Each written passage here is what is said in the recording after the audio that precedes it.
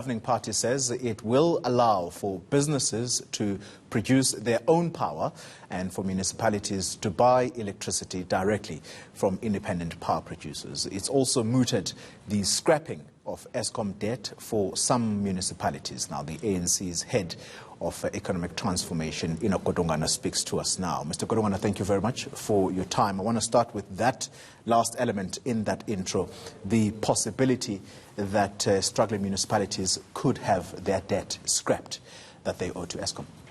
Look, I can't go into detail on that particular aspect. That's not necessarily my purview.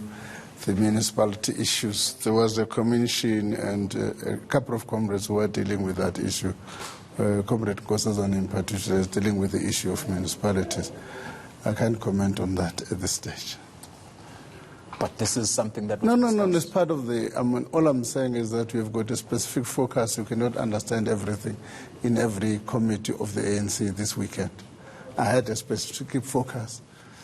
But we've got to flesh it out for the viewers, Mr. Godongwana. No, I agree. You have the people... Wait. I say I agree. I'm saying there are people who are better placed to do that. It's not that in the ANC we've got people who are specializing in different areas. I'm not saying we don't have to flesh it out. I'm saying there are people you've got to talk to. But it is something that is on the table. I would imagine it is, because some of these municipalities don't even have a revenue base for starters. So part of that discussion, that's why I'm saying I'm not familiar in detail, part of that discussion was that we need to look completely at the formula of municipality government. We've created municipalities who do not have a revenue base. How do you expect them to fund basic services? Let's talk then about the restructuring. And I'm emphasizing this word, owned enterprise. In simple terms, Mr. Godongwana, what does this mean? It means a number of things. It will depending on each institution. Let me give you in terms of Eskom. When you talk about a restructuring of Eskom, we are talking about the separation of transmission from generation. What is the rationale for that? The rationale is that transmission must be accessible on a non-discriminatory basis from all other generators. So you can't have one generator owning a transmission line which should be available to other generations. So that's fundamental about restructuring the Eskom, but as part of the industry, a restructuring. When we talk about municipalities, and I know we've spoken about municipalities possibly getting their debt scrapped, but this is a different matter altogether now. It's about them being allowed to buy electricity from independent power producers. Or producing their own. Or producing their own. How does that come about? Take a step back.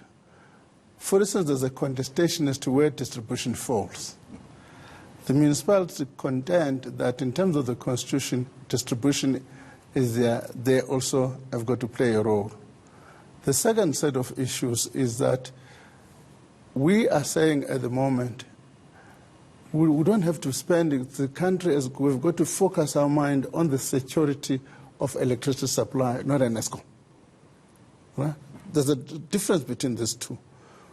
While we are trying to correct the inefficiencies in Escoms and the problem of Eskom, the nation needs a message of that there's going to be security of supply. Yeah. And do you trust these independent power producers? Wait. What that means is that we need additional capacity in the economy, and therefore people who have got the technical know-how and the money, including municipalities, will be allowed to generate electricity. Will the independent power producers produce reliable power supply? This thing of a reliable power supply, it depends on the technology. Right? A reliable power supply arises out of renewables who do not got a problem in providing electricity over generally. So that, but if they use gas, for instance, you're going to have reliable supply. Let's talk about the involvement, though, or should I say, let me use your words, the invitation of the private sector to be in this space or to participate in some of the SOEs. That has been rejected by alliance partners like COSATU, for example. Do you have a buy-in from the likes of COSATU now? I don't think there has been an outright rejection. I think the difference is a pattern of nuance. Let me start at home, within the ANC. Even within the ANC, there's been not a common understanding of the policy framework where we move from. Let me just take you, for instance, in the ANC in 1992, in the Ready to Govern document, said we must be guided by what we call balance of evidence, whether to increase the state or reduce the size of the state. So that position remains. In 1998, in the white paper on energy, the government said we should split generation between 70% government and 30% private sector. It's already an existing position since 1998. The crisis in Eskom have exacerbated the problem, which has meant that we've got to move faster. So in that regard, I don't think there's a general disagreement. All right, Mr. Godongwana, I am out of time, but maybe let me squeeze this one in very quickly. The issue of reforms, the paper that was presented to the ANC by Godongwana last year, September. You adopted certain sections of it, except the element around labor reforms. Where is the process in government? Because he's your deployee in government. Where is implementation? Because that is key. I'm here on behalf of the National Executive of the ANC, but I can tell you the ANC responded swiftly to Tito's proposals. He issued his document on the 27th of August. By the end of September, the ANC has already produced a document. So there's no policy gap.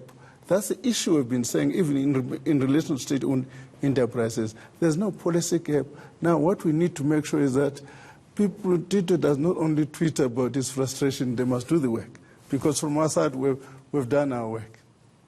Enoch Godongwana, thank you very much for your time.